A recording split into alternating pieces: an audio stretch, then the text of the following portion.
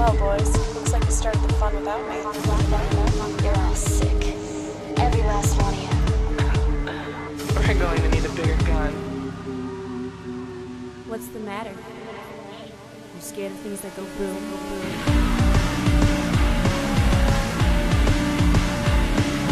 Give me one goddamn reason why I shouldn't blow your goddamn brains all over that goddamn wall. How's the levels look behind me? You mean you talking? Yeah, looks good. Yeah, they still look fine. Good. So that means it's double feature time, right? Yes. All right. So today on Double Feature, we got a show about friends. It's Yeah. a show about friendship. It is. Tell me about friendship. Friendship. Is this sound check still? I didn't know if this was a sound check or not. It's not a goddamn sound check. I'm just trying to be your friend here. Oh. This show is going to end in murder. Friendships that end in murder, I believe. That's what I was looking for. That's what today's... Hey, surprise, I didn't know that. You paired together this double feature, and I had not seen Heavenly Creatures. So, at this point, I just go with the double features you come up with. I knew all about Party Monster, let me tell you. But Heavenly Creatures, I did not. There are going to be spoilers in this show. Spoilers for Party Monster. Spoilers for Heavenly Creatures. I'm going to throw this out there, if I haven't already. People are going to die in both of these. There's going to be some cross spoilers, too. Are we cross-spoiling today? I think we're going to cross-spoil a little bit. I think if you happen to listen to the second one in particular, Heavenly Creatures, I think we might retroactively spoil some Party Monster stuff. Oh, okay. So be careful. Probably not, but maybe. I guess there's, chapters for that circumstance? If you're afraid of spoilers, you shouldn't even download the show. You've already ruined everything for yourself. But in theory... you could use the chapters. If we start to spoil things, if the term Party Monster comes up within Heavenly Creatures, use your chapter button you got and skip over that, I suppose. So there's this thing, Party Monster, right? Okay. Not Party Monster, the Shockumentary. Oh, is that what the full title is? Party Monster, the Shockumentary is the documentary done by the same filmmakers, sans the actors. Whereas Party Monster today is just the film Party Monster, the fictionalized version. The fictionalized documentary. Right. Well, about the same characters. Yeah, that's kind of it, right? I mean, we talk a lot on the show. We talk about the South sometimes. We talk about religion. We obsess about the road when we live in the city of Chicago and don't drive anywhere. Right.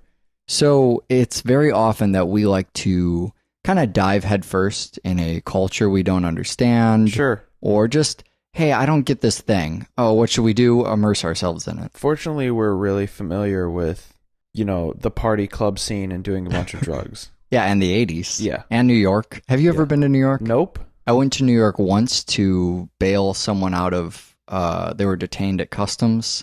Long story no one's going to hear right now. Involving Canada? Yeah, actually. But, and then went back to Toronto. So that was my 1 hour in New York in a car. And that's the only time I've spent in New York. Don't do drugs, don't go to clubs, don't party. I pretty much just do this show. Not a monster. Actually. That's not a monster. The monster element is probably the most I can bring to Party Monster. So here, actually, Blood Feast would probably be the most. Yeah. I know about Blood Feast. We covered that on the show. That's the most I probably know about the culture from Party Monster. So, that's how we learn about it. Immerse ourselves. Right. And watching Party Monster just kind of terrifies me. It makes me feel like I mean nothing. If you want to talk about immersion, that's really what the entire film is about. Sure. It's about, it immerses you as an audience member in a world that I have never even heard of outside of this film. Oh, man. Well, it's New York and it's the 80s. Right. That alone, I feel like we missed out. Oh, yeah. There was big time. There was a time and a place there. And that time and place was New York in the 80s. I imagine just being in this donut shop or in this chicken place, and seeing that.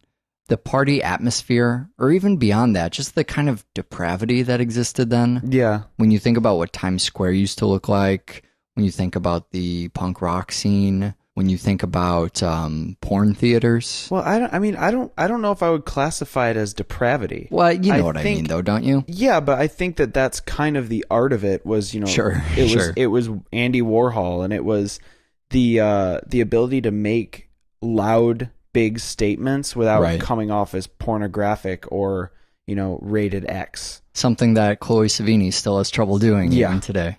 The film starts at the beginning, right? That's what James St. James wants to do. I think it's funny he says, why don't we start at the beginning, and then cuts to a fucking flying tom-tom, which is the opposite of starting at the beginning. Totally under the radar, nobody even knows. But he explains, and it's such a shame we didn't do this first because it calls out the flying tom-tom mechanism so well. Flying Tom-Tom was something, what show was that? Million Dollar Hotel, yeah. Yeah, I want to talk about cross spoilers.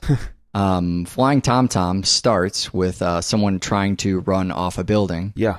And then cuts back to previously, an earlier time, a much simpler time when that man is not flying off a building. And you get the idea that maybe, just maybe, the film might lead back up to that point.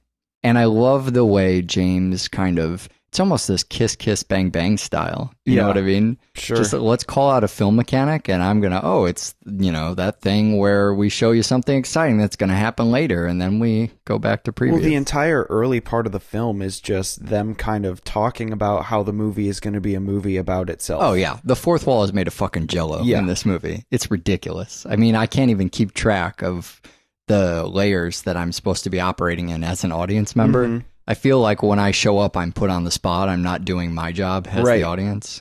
So you're watching this film, which is similar to the documentary, which is made by the same people, now stars actors who are being kind of faux interviewed for a film, but we sort of cut back to them, but not in the Poughkeepsie tapes kind of style.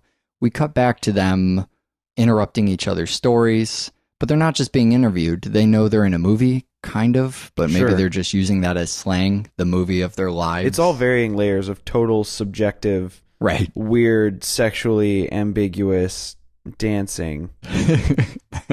Wow, that's accurate, I think. Yeah. There's the thing where Seth Green kind of blacks out. He's talking about it being a film, and then Macaulay Culkin's character, I can't even believe I'm saying these names, Macaulay Culkin's character kind of takes over the film. And then I guess the only time you're really cutting back to that, you think that James gets kind of the reins back on the story. Sure. They cut back and fucking Michael's narrating again. Right. Again. So you have this sort of, man, that's kind of a weird thing today too, is almost unreliable narrators. Yeah. They're sort of telling these stories. You don't know what's fabricated here. Right. Especially if it's from James, right? Because he's all about himself. Well, they're both all about themselves. Yeah. Well, yeah, I guess that's true. And throughout the course of the film, Michael is lying to the press the whole time, saying James did this and James is that. Meanwhile, right. James is just kind of trying really hard to prove he's something that he may or may not be. Right. So both of them definitely have separate agendas other than telling, the truth. Well, so this is where it gets even more layered and weird, is Disco Bloodbath, the book that they talk about in the movie, is actually a book. It's a book so this is based on a real case, I guess I should say. Based on the Truth and Lies, as yeah, there you go. Jonas Sockerland spun. So the book's called Disco Bloodbath, A Fabulous But True Tale of Murder in Clubland. So this is 1999. James writes this book. It comes out. It tells this story. And then, you have the documentary and stuff that followed. Aside from the media attention paid to Club Kids and the actual, the TV appearances, it had entered popular culture. People were kind of aware of this. And then you get this book that's written from one of the guys. You don't know how reliable that is.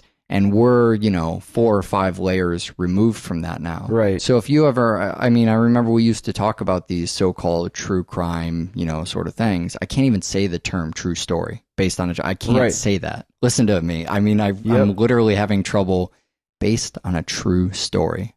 It's hard for that to even come out of my mouth because you and I know when that happens. Well, we've talked about it before on the show that based on a true story is all, so is everything. Yeah, right. Every film in the entire fucking world is based on a true story. If you can watch a film and relate to it, it's based on a true story. But at the same time, there's the Michael Moore Hates America idea of once you turn the cameras on, nothing is truth anymore. Right, exactly. So we're caught somewhere between this.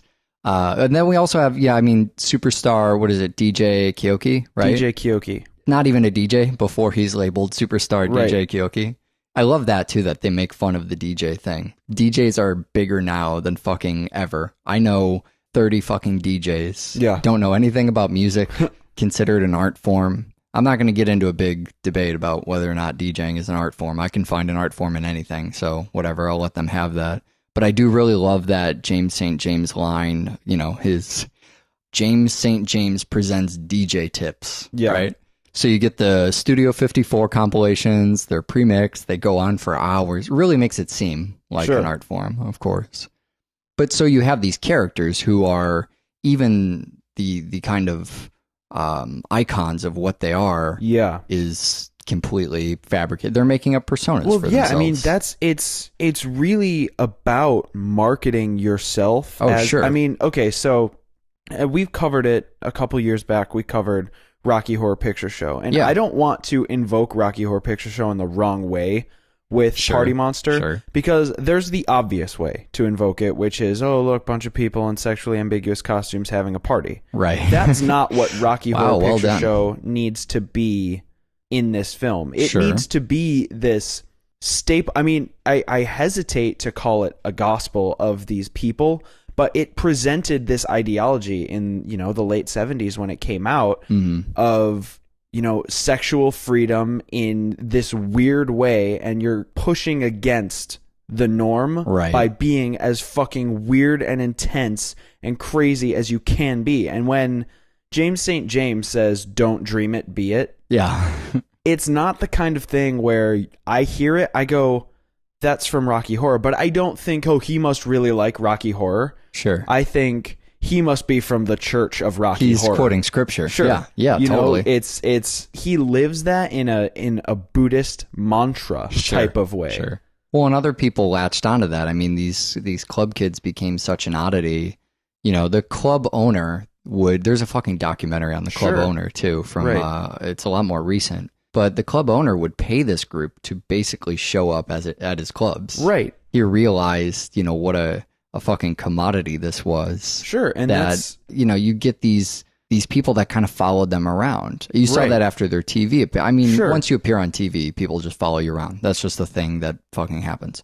But the kids were bizarre in having, I mean, it's not just the sexual ambiguity and sexual freedom, but when you think about a term like fabulous, right? When you think about that club scene, when you think about the obsession they have with not even drag, it's kind of, I don't want to call it pre-drag because I don't know where that falls on the sexually ambiguous timeline. Right. But just costumes and weird themes. The fact they're having a blood feast party, it's weird. It's bizarre.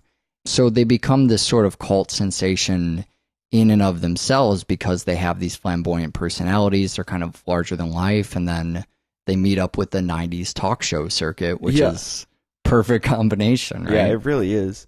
And the thing about their style and the way they are is, okay, so do you remember the show Futurama in the episode with Beck? Sure. Where Bender is talking to Beck, the musician. Oh, yeah. And he says, I've always wanted to be a folk fusion singer who reignites interest in a genre as he's reinventing them. Yeah. And I feel that kind of translates to the club kids, like the leaders of the club kids, particularly Michael and James, because I feel like they come out of the gate at each party doing something absolutely nuts, and nobody can question it because they are the trailblazers. Right. They come out and do whatever the fuck they want, and then that sets the stage for what's allowed and what's okay. Right. But they can do no wrong. They could come out completely dressed, you know, in a button-up shirt with a tie and slacks and comb their hair. Dressed as Hitler. Right. And nothing phases the club kid group because they are the trailblazers and they set the rules. Yeah. I mean, I said larger than life, but it's really, the important thing is larger than the club. Right. The club was not what the scene was about. It was these people. They were the attraction. I mean, that's why a club owner is hiring them to go to his clubs. Sure. They also show up spontaneously in these places. They could bring that kind of party to the back of a truck or to a donut shop. Exactly. Or a burger joint. That's what it was. Yeah, right. I mean, they can just show up here and suddenly that's an event. They didn't even need a club. There wasn't a physical scene for that. It was just, I am the party. I'm going to bring that wherever I go, which was the ultimate success for them. Right. And there's a lot of things that probably attracted people to that. I mean, the sexual freedom is one, but also, as a lot of their kind of groupies say, they got famous for doing nothing. They're doing drugs and, right. they're being celebrities. It was an idea. I mean, we see that just as much now, especially with, the era after talk shows were really big in the 90s. People who are celebrities just for the sake of celebrity. Mm-hmm. That's reality TV, sure. right? Their celebrity is just in and of itself celebrated. That's why people, know them. When we talked about Repo, being much akin to Rocky Horror, mm-hmm. we talked about Paris Hilton being in that film. Right. And becoming an icon herself as someone who is celebrated for being famous. It's this kind of weird perpetual motion machine sure. of celebrity. Someone who deserves some fucking celebrity is Chloe Sevigny. Yeah. Who we won't have a lot of time to get into today, but is the most fucking interesting person on planet Earth. Possibly one of the most fascinating. So this is Kids. We saw her on. Sure. She's in Gummo too, but right. she was in Melinda and Melinda on the show.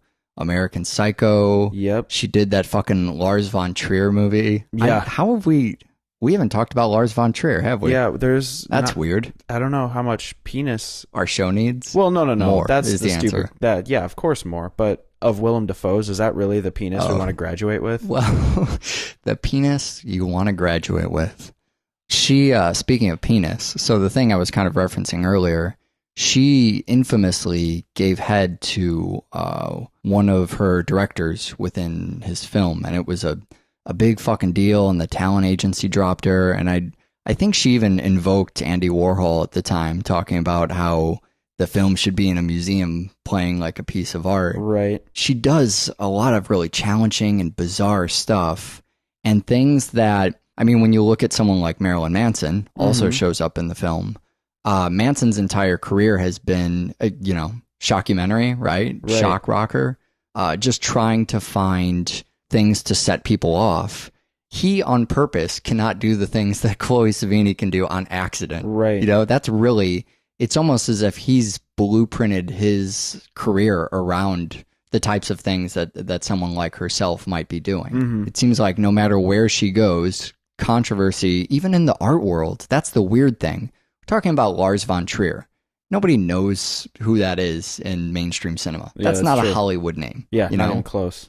That's somebody who shows up on a huge actors, but he always makes them do very risque and challenging stuff. Well, and he's one of the bigger names in a smaller. I mean, if people know a lot about, or if people know anything about that kind of scene, they probably know about Lars von Trier.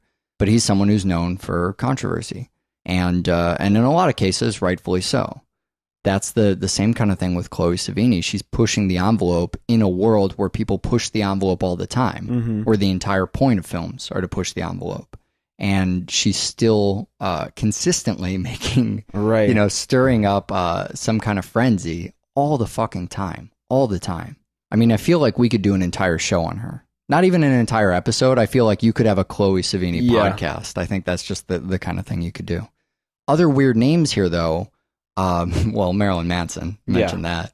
God, so fucking weird, Marilyn Manson. Remember when he was in films? He was in like 4 films, yeah. I guess it's every couple of years. Music? But yeah, I remember that too. He was in Jawbreaker right around this. Wasn't that the year before or something? Yeah. He was on the show before, actually. He was in Lost Highway. Remember him and Twiggy were in that weird scene. Well, and he did that Asia Argento film, The Heart is Deceitful Above All Things. Oh, really? I don't know anything about that. It's a very bizarre... Dario Argento's daughter. Yeah. Oh, yeah. Oh, man, fucking weird. Yeah, I remember when he used to make music. That's... there's CMYK color scale as some... I never thought there would come a day where I wanted Dal Dega Buzz Buzz Ziggity Zag to come back and be the kind of thing he was saying. I like that era. I do too. That was when Manson was most clearly pop. Yeah. Right? I mean, that's a fucking pop album disguised as metal. That's... it's such a party monster album. It really is. It's perfect. Yeah. New shit. So we talk about CMYK color scale, you and I, all the time. It's a big fucking joke. But there was never an album called... What did the album end up being called? Born Villain. Yeah. So for a while, And I can't find this online anymore, so I think maybe we just... color scale logo? Did we just make it up? That was a thing. It was called CMYK CMYK color logo or CMYK color scale logo or something. Just the most fucking absurd name for a... I really hope that wasn't a mutual delusion, because I can't... To be honest, I think it's a better title than Born Villain. It is. It's a lot funnier. Manson record. It's a lot funnier. Well, not even funny. Like, I feel like Born Villain is... You're going to justify this legitimately right now? It's the safest thing. I mean, if we're talking about, safe art versus risque art, calling a Marilyn Manson record Born Villain... Yeah, I know. What are you, 9 years old? I know. The lyrics, there's a fucking song on that album about gardening. Yeah. Oh, it's hilarious. No, I think... And I don't want to decry Marilyn Manson too hard, because one, he's fucking fantastic in the film. Sure. But two... He is. He's great. He has the funniest scenes. The former part of his career, up until John 5 left the band, which was... what was that record called? Golden Age of Grotesque. Yeah, yeah. From the inception of Marilyn Manson, the band and the person, to Golden Age of Grotesque, is pretty consistently the fucking shit. Yeah, it's awesome. It really is. And then it just a real steep drop off. Yeah, thereafter. Basically, Cake and Sodomy to This Is the New Shit. Yeah. Right? I mean, all you need to know is those titles. Yeah, if you've never paid any attention to Marilyn Manson, you're missing out on a really fun time. It's true. Let me just say that. You should do a little investigation into Speaking what of we were just something that you're missing out on. Oh, yeah? Dylan McDermott. Oh, yeah. Is in this film. Dylan McDermott got a ton of acclaim in The Pretender back in the late 90s. Yeah, I remember that. But more recently, he was in the first season of American Horror Story, which... I mean, that keeps coming up. I really need to watch American the rest Horror of that show. Story is definitely something that needs to be taken in. I mean, just again, talking about interesting artistic endeavors and just the kind of thing. I mean, I feel like the real thing that Party Monster is perpetuating through art is that art can be something that is just awesome. Yeah. And you can't always explain it. Well, that's one of the things about a film like Party Monster, and really a lot of that scene, is it's not necessarily there to be pontificated upon. You just kind of point at it and enjoy the sheer awesome. It becomes a spectacle. Yeah. And it's a clear spectacle. It's not one that anybody needs to call out. Well, so we didn't touch very much on Seth Green and Macaulay Culkin, but I mean, talk about some careers on those guys too. Seth Green we've talked about before. Sure. Attic Expeditions. I think he's come up a couple times, even if he hasn't shown up on the show. But started doing Robot Chicken, and that kind of ended, his block of acting. Right. Definitely started doing that less. But Robot Chicken's pretty absurd. Yeah, Robot Chicken is really a great thing to have happen. But Macaulay Culkin is weird, because there you have child actor, Home Alone movies. Well, and he had all that weird stuff growing up about divorcing his parents. And man, he had a weird life. Yeah. And disappears from the limelight for a couple of years. And then he pops back up and does something like Party Monster. Sure. And then immediately following Party Monster shows up in Saved. As if there's going to be a revitalization of Macaulay Culkin. Well, and furthermore, that it's all going to be this subversive cinema. Sure. That he's kicking back at his child stardom. Right. But instead, he does 2, 3, maybe 4 films, and then... And vanishes again. Gets married, and that's it. He's done. So the acting in this is... I once considered it, and maybe still. I'm so confused about this. I don't know what I'm talking about. I once thought maybe the worst acting ever. Maybe that's one of the things... Maybe I almost enjoy the film ironically. But, you watch it, and it's so jarring how flamboyant it is, and... Maybe that's a lot of the personalities of the club kids, and how else do you do that? But I have a really dear friend of mine. The girl is in Pop Skull, right? Hannah's her name. She was going through my DVD library one day. She stops on Party Monster, and as an actor, I assume she's going to go on some rant or give me shit about it. And she asked me, she goes, well, what do you think of the acting in this film? And I just kind of smile at her and shrug. What the fuck do I know, right? But she goes, because I think it's some of the best acting ever. Her idea is hard to explain, especially through somebody secondhand who doesn't know anything about acting. But she thought that the acting was a really, and I've heard this echoed other places, which is the strangest thing, just bold for these people to kind of fearlessly dive into these characters and do them relentlessly and without really any joke to it. Yeah. Just full on embrace what they had to show up and do in that role. Sure. as if that was, I mean, I guess it could be detrimental to their careers. You could make that argument. But I mean, I don't know. How do you feel about the acting? I think it could come off as bad acting, but I think it comes off as a relentless insecurity within the character. They're constantly trying to perform and be flamboyant and be these club kids. Right. But they're never owning it the way they would be if they were actually that. And they're constantly, I mean, the reason that I think it feels like they're performing is not because Macaulay Culkin is performing, but because Michael is performing. Yeah, I see what you're saying. And James St. James is performing. Sure. And they're playing people who are playing these characters. You know, to go back to what we were saying. Right. They're not playing the image of Michael and James. They're playing the boys behind the makeup who are trying to be these huge party monsters. Yeah. And I think that is probably the strength of the acting. Yeah, I guess my confusion just comes in being lost between all those layers. And whether or not it's intentional. Yeah, I mean, right. You question if it's intentional or not. I mean, anytime I can default on giving someone credit rather than chalking it up to accident or being terrible, I think I'm going to go with giving them credit. Also, in a movie that has a talking rat explain the murder to James St. James while club beats are pumping in the background, I mean, I don't know how seriously you could really try and... I don't have an answer for that. Still unsure. It has to be one of the weirdest scenes.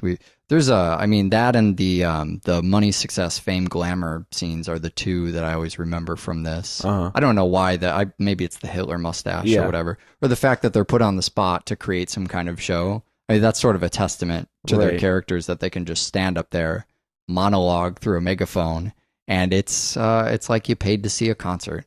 There's between the movie and the book and everything that's gone on, the other documentary I mentioned, if you're interested in Party Monster, there's a lot more where this comes from. There's also another book that James St. James wrote in 2007. He wrote something called Freak Show, which is apparently fiction. Oh God. It's maybe actually his great American novel, so he thinks.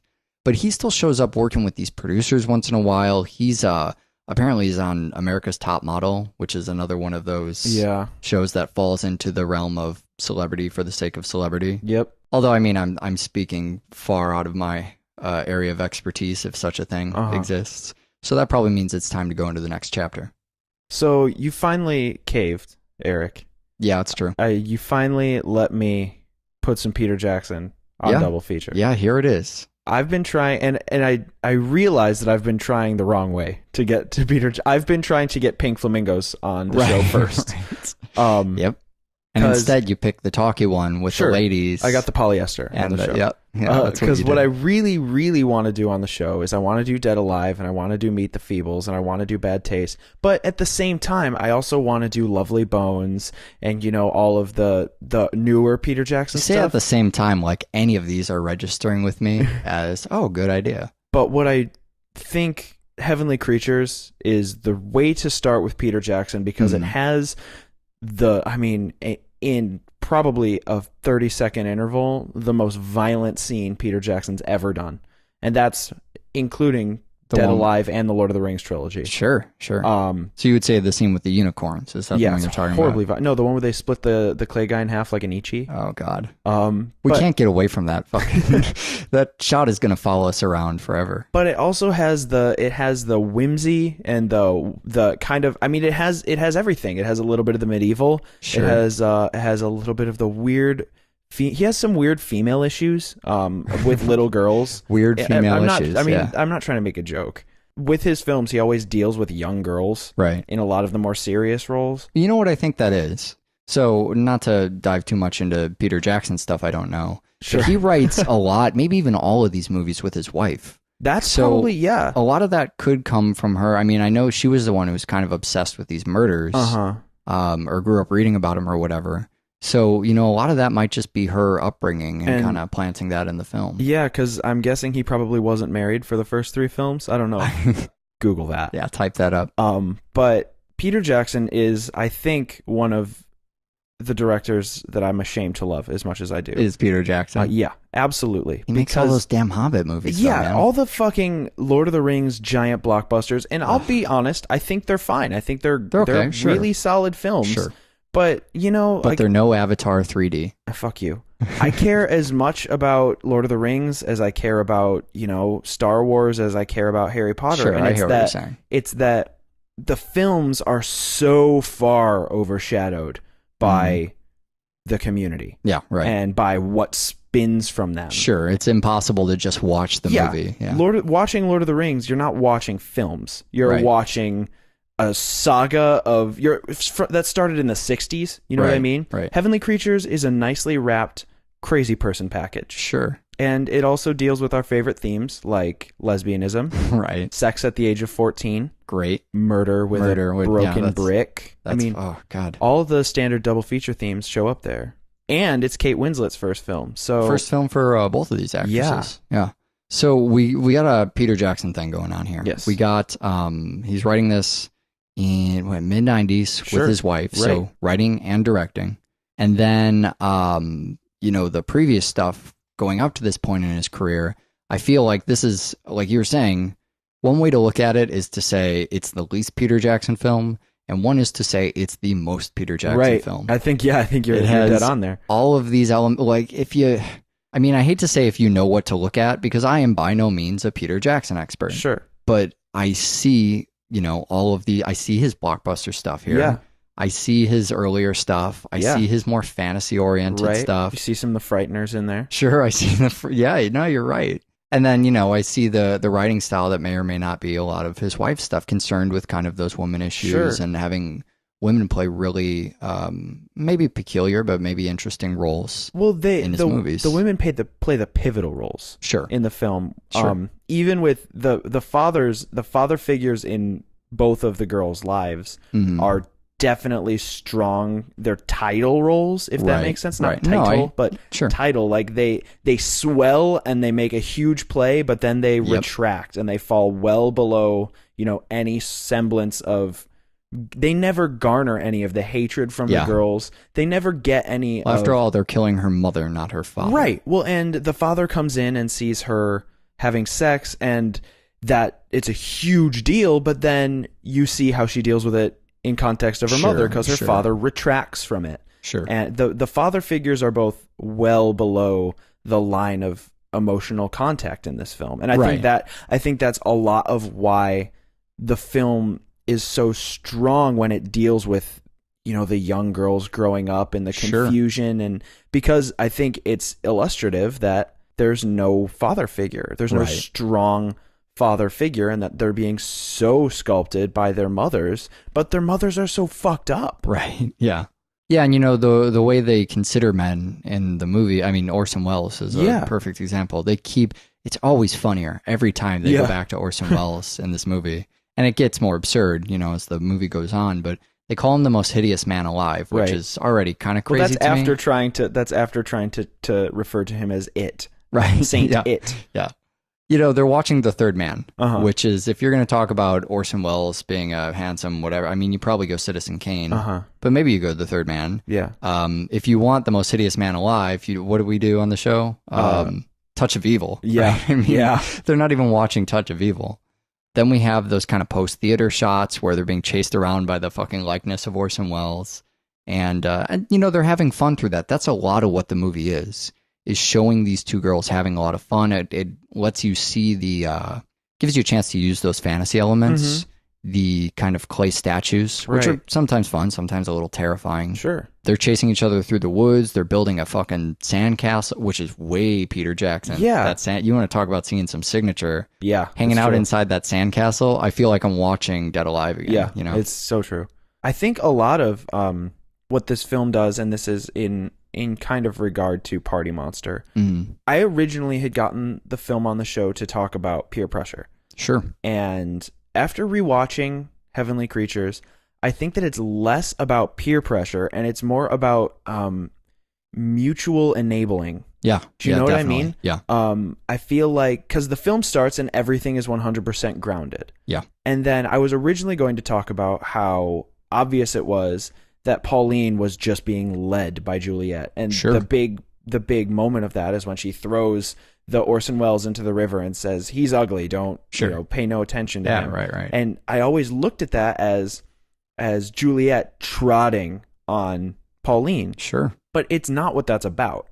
It's more about creating this perfect world, and an ugly, wonderful man is imperfect. Sure. You know what I mean? Sure, yeah. By creating this universe and never letting anybody else inside of it, that's why the film starts to... You see the unicorns, right? You see the clay figures. You end up in the sandcastle because reality becomes less grounded. They use the analogy of the balloon with the string. As they enable each other to become more and more grandiose in their kind of imagination world. Sure. That's why by the end of the film, the violence becomes so visceral. You see people die throughout the film. The one clay character stabs and slashes. And that's his role. And you're expecting by the end of the film to see some sort of stylized medieval execution of the mother. Yeah. But instead they're beating her with a brick. Well, yeah, it's not fantasy anymore. It immediately grounds itself in reality. Yeah. But, it's an interesting choice to play around in the fantasy, but I think that comes from the period that they're looking at. Right. We're looking at, again, consider Party Monster. A lot of it is, where does this story begin and end? Right. That's something we're considering a lot because of the book, because of the time telling period. The story, the time period. Yeah, I mean, where is the... when you think about where are the interesting elements, a lot is the rise of the club kids.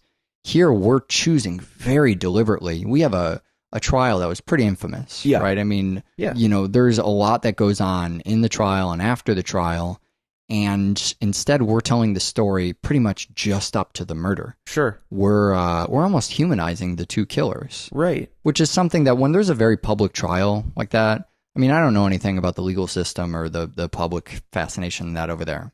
But if it's anything like here, you think about our bigger trials, and they become these spectacles of fucking monstrosity. Sure. Say, Michael Jackson. Well, yeah, Michael Jackson's a great example. Here's somebody who even had a public career that people loved and enjoyed. You get to a trial, and I mean, some of that turned around after his death, but most people, you can't think about Michael Jackson without thinking about all the court cases. Sure. Or you think about, O.J. Simpson was another big one, right? Yeah. I mean, it unites people against them. Sure. You come up to somebody during one of these trials, stranger, you're making conversation. How's that weather? That Simpson, he's so guilty. You know what I mean? It's just a common thing that people share. Right. You don't have to know a lot about the trial, but it's a news item, and everybody seems to rally. Casey Anthony, what a fucking monster. Yeah. Every human being just thinks, oh, what a nobody considers the humanity of that person. Exactly. I think that a lot of what this film tries to do, and I think succeeds in doing, is showing that despite the fact that they killed a woman, they were so lost in this ideology that they had created. So 14. And they were 14. Yeah. Yeah, they were... Not to excuse it all. No, well, murder is the worst fucking thing you can ever do. Sure. You end a person's life. It's pretty fucking bad. But, I mean, to go back and say that anybody who murders anybody is an unequivocal inhuman monster is... I mean, you're killing that person as a... you're killing them in a way. Yeah. So, I mean, to bring up Michael Jackson again, Michael Jackson gets accused of all the pedophilia, and immediately he becomes this horrible monster. Right. And everybody's just so ready to just put him down and take him out and give him what he deserves. Sure. Nobody's gonna, I mean, once the trial happens, it's very difficult to go back and say, well, he was just a human being. Page 6, right? Right? Yeah, exactly. Back to the Poughkeepsie tapes thing, and this film totally succeeds in going, while they did kill this person, and it was that fucking bad. I mean, when you watch it happen, it's horrendous. Sure. But it doesn't dissociate. I mean, it immediately cuts to them being separated, and you feel so bad. Because despite the fact that they committed this horrible thing, the notion that they're going to be that unhappy, I mean, they're still human beings. Yeah, that's one of the incredible things you can do with art, is you can change public perception. That's one of the most powerful things about art. You think about Michael Jackson himself being an artist. I mean, I remember that fucking summer that he died, and you would walk down the street, us walking everywhere in Chicago. Maybe we saw this a lot more. I don't know. Maybe this is pretty universal. people rolling down the street with Thriller blaring from their car stereo. Yeah, and it was all over the place. And that was, I mean, I took so much happiness in that little moment where it was just, people remembering the art, you know? Yeah. That's a lot of what Heavenly Creatures is. It's going back and saying, let's provide, even if it's not a completely accurate perspective. Sure. Well, because it's entirely based on her diaries. Sure. So it's a little based on the truth, a little based on lies. Well, we're just kind of expanding on what's available. What stories are there to be told.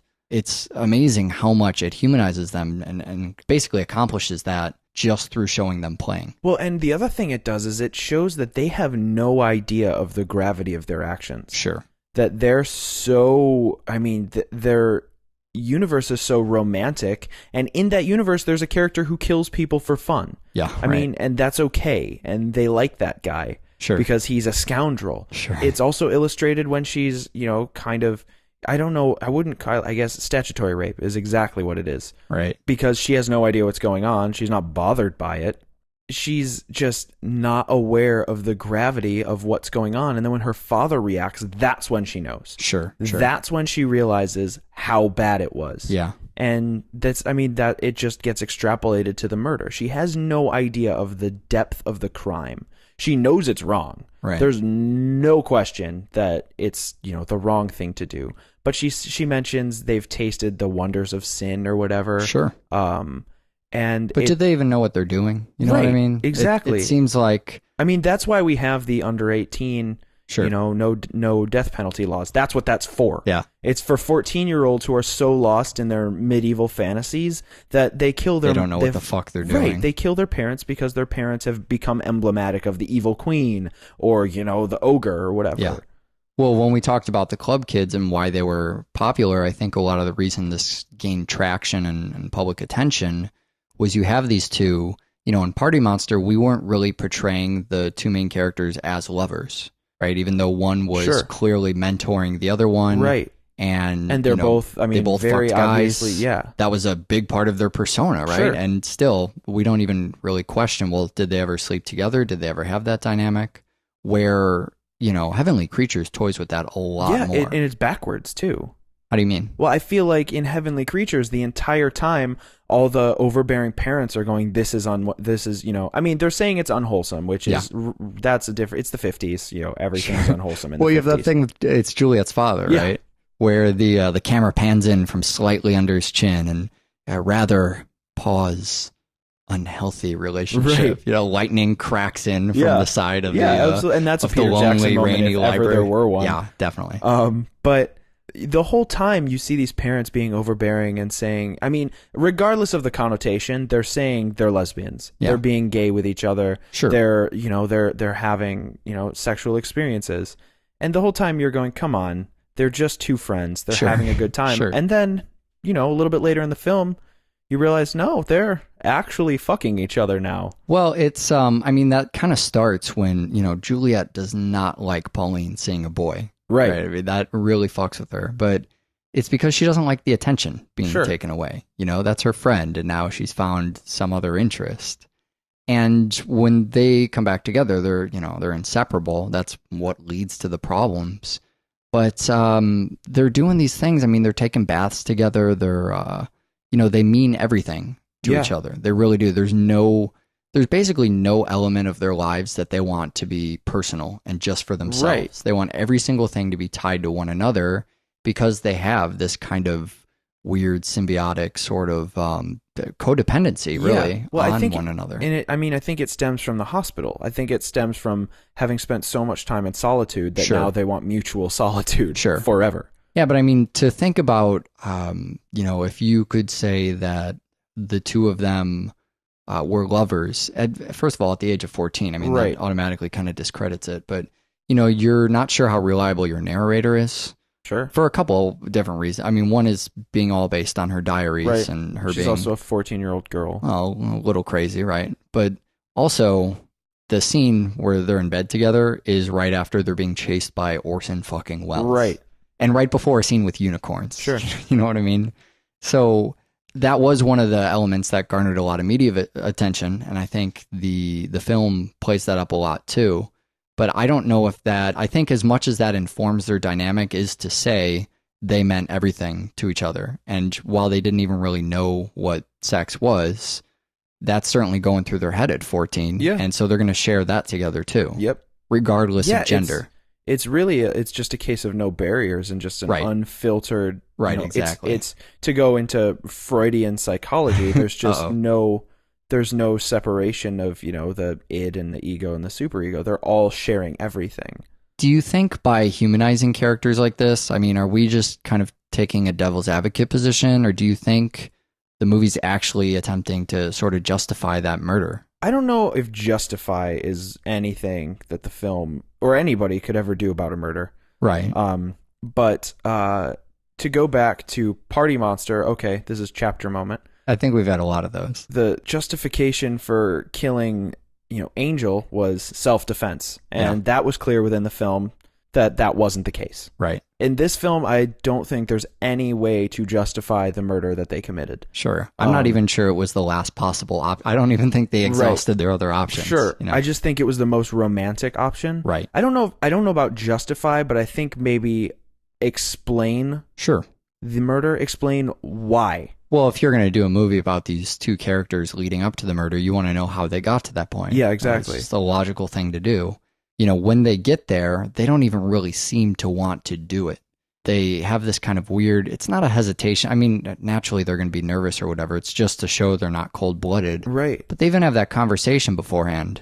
It's not even a conversation so much as two monologues. They're in her room and, Juliet wants Pauline to talk to her about it. Pauline doesn't even want to address it. She's talking about something totally different. They're making these glances at each other right before they do it. It's just another way to sort of show that they're human beings who are trying to do something, again, that they don't even really understand. Right. Well, I think that it's pangs of reality right before the act. Yeah.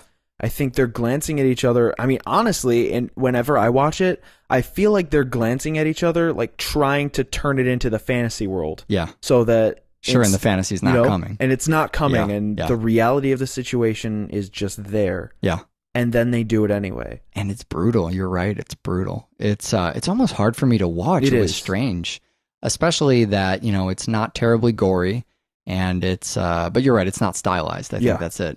It's cutting to these other scenes. The other scenes are your only kind of release from how awful this is. And then once you piece together what those scenes are, it's just even more gut-wrenching. Well, the violence is similar to Super in that it's just people killing people. That's what it is. Yeah, there's no glory to it. And the it's other as thing, if to shout not a good idea while it's happening. And the other thing about, hitting somebody in the head the way they do is that initial reaction where the person's brain is seizing. Oh, God. Is possibly the most gut-wrenching moment. Rob Zombie does it in Halloween. Sure. But that is just, if ever there were a moment to show the inhumanity in a murder, it's the moment you incapacitate them and then continue. Well, you have to, you have to keep going. Yeah. You have to basically, at this point, it's like putting an animal down. Sure. Right? You're just seeing this person who, I didn't anticipate that one blow wouldn't do it. I'm thinking, well, where's the fairness? We're dividing this up somehow, so it's not all one character's fault. And all of a sudden, it's, we're going to have to do this a lot. One character will just do it till they're physically exhausted, and then the other one has to bludgeon and beat her until she's out cold. And they're still separated. Not only are they still separated, they are still incarcerated. And when they are let out of prison, they legally bound to remain apart from each other for eternity. How crazy is that? How you want to talk about romantic? There's a romantic ending right there. The website is doublefeatureshow.com. The email address is doublefeatureshow@gmail.com. And you can leave us a review on iTunes where you can download our show for free. Leave whatever you want for the review. But if you're going to send us an email, send us a nice email, because when I read the mean emails, I get all bummed out. I don't want to hear about how we forgot about this one piece of stupid trivia in Heavenly Creatures. I guess if we entirely missed the point and you'd really like to help us out and educate us, that's great. You can send us an email about that. Just, word it really nicely and attach it to your donation, and we'll feel really good about it. What are we doing next time on the show? Next time we're going to do some musical greaser movies. We're going to do Crybaby and Road Racers. All right. That should help out all of my email insecurity here on the show. Watch more fucking film. Bye. customs. Long story, no one's going to hear right now. Involving Canada? Yeah, actually. But, and then went back to Toronto. So that was my 1 hour in New York in a car. And that's the only time I've spent in New York. Don't do drugs, don't go to clubs, don't party. I pretty much just do this show. Not a monster. Actually. That's not a monster. The monster element is probably the most I can bring to Party Monster. So here, actually, Blood Feast would probably be the most. Yeah. I know about Blood Feast. We covered that on the show. That's the most I probably know about the culture from Party Monster. So, that's how we learn about it. Immerse ourselves. Right. And watching Party Monster just kind of terrifies me. It makes me feel like I know nothing. If you want to talk about immersion, that's really what the entire film is about. Sure. It's about, first, it immerses you as an audience member in a world that I have never even heard of outside of this film. Oh, man. Well, it's New York and it's the 80s. Right. That alone, I feel like we missed out. Oh, yeah. There was big time. There was a time and a place there. And that time and place was New York in the 80s. I imagine just being in this donut shop or in this chicken place, and seeing that. The party atmosphere, or even beyond that, just the kind of depravity that existed then. Yeah. When you think about what Times Square used to look like, when you think about the punk rock scene, when you think about porn theaters. Well, I don't know if I would classify it as depravity. Well, track of the layers that I'm supposed to be operating in as an audience member. Mm-hmm. I feel like when I show up, I'm put on the spot. I'm not doing my job as the audience.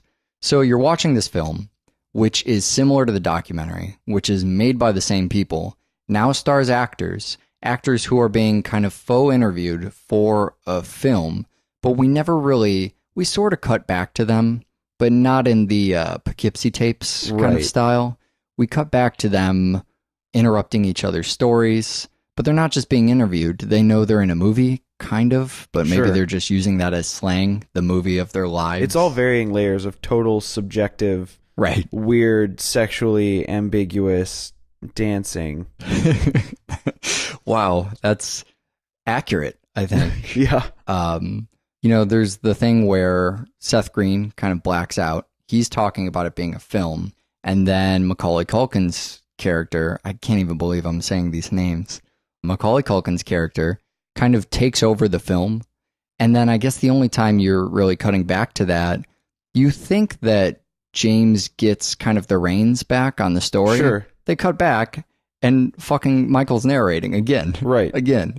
So you have this sort of, man, that's kind of a weird thing today too, is almost unreliable narrators. Yeah, They're sort of telling these stories, you don't know what's fabricated here. Right. Especially if it's from James, right? Because he's all about himself. Well, they're both all about themselves. Yeah. Well, yeah, though, don't you? Yeah, but I think that that's kind of the art of it was, it was Andy Warhol, and it was the ability to make loud, big statements without coming off as pornographic or, rated X. Something that Chloe Sevigny still has trouble doing even today. The film starts at the beginning, right? That's what St. James wants to do. I think it's funny he says, why don't we start at the beginning, and then cuts to a fucking flying tom-tom, which is the opposite of starting at the beginning. Totally under the radar, nobody even knows. But he explains, and it's such a shame we didn't do this first because it calls out the flying tom-tom mechanism so well. Flying tom-tom was something, what show was that? $1 Million Hotel. $1 Million Hotel, yeah. Yeah, I want to talk about cross spoilers. Flying tom-tom starts with someone trying to run off a building. Yeah. And then cuts back to previously, an earlier time, a much simpler time when that man is not flying off a building. And you get the idea that maybe, just maybe, the film might lead back up to that point. And I love the way James kind of, it's almost this kiss, kiss, bang, bang style. You know what I mean? Sure. Just let's call out a film mechanic and I'm going to, it's, that thing where we show you something exciting that's going to happen later and then we go back to previous. Well, the entire early part of the film is just them kind of talking about how the movie is going to be a movie about itself. Oh, yeah. The fourth wall is made of fucking jello in this movie. It's ridiculous. I mean, I can't even keep second one in particular, Heavenly Creatures. I think we might retroactively spoil some Party Monster stuff. Oh, okay. So be careful. Probably not, but maybe. I guess there's chapters for that circumstance? If you're afraid of spoilers, you shouldn't even download the show. You've already ruined everything for yourself. But in theory, you could use the chapters. If we start to spoil things, if the term Party Monster comes up within Heavenly Creatures, use your chapter button you got and skip over that, I suppose. So there's this thing, Party Monster, right? Okay. Not Party Monster, the shockumentary. Oh, is that what the full title is? Party Monster, the shockumentary is the documentary done by the same filmmakers, sans the actors, whereas Party Monster today is just the film, Party Monster, the fictionalized version, The fictionalized documentary. Right. Well, about the same characters. Yeah, that's kind of it, right? I mean, we talk a lot on the show. We talk about the South sometimes. We talk about religion. We obsess about the road when we live in the city of Chicago and don't drive anywhere. Right. So it's very often that we like to kind of dive headfirst in a culture we don't understand. Sure. Or just, hey, I don't get this thing. Oh, what should we do? Immerse ourselves in it. Fortunately, we're really familiar with, the party club scene and doing a bunch of drugs. Yeah, and the 80s. Yeah. And New York. Have you ever been to New York? Nope. I went to New York once to bail someone out of, they were detained at... Well, boys, looks like you started the fun without me. You're all sick. Every last one of you. We're going to need a bigger gun. What's the matter? You scared of things that go boom, boom, boom?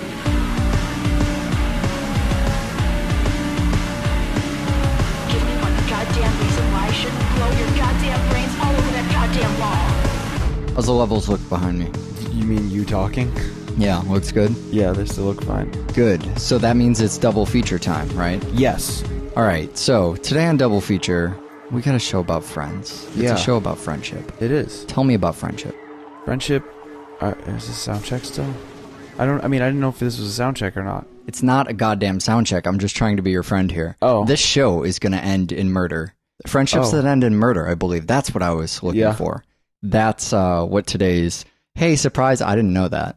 You paired together this double feature, and I had not seen Heavenly Creatures, so at this point, I just go with the double features you come up with. I knew all about Party Monster, let me tell you, but Heavenly Creatures, I did not. There are going to be spoilers in this show. Spoilers for Party Monster, spoilers for Heavenly Creatures. I'm going to throw this out there, if I haven't already. People are going to die in both of these. There's going to be some cross spoilers, too. Are we cross spoiling today? I think we're going to cross spoil a little bit. I think if you happen to listen to the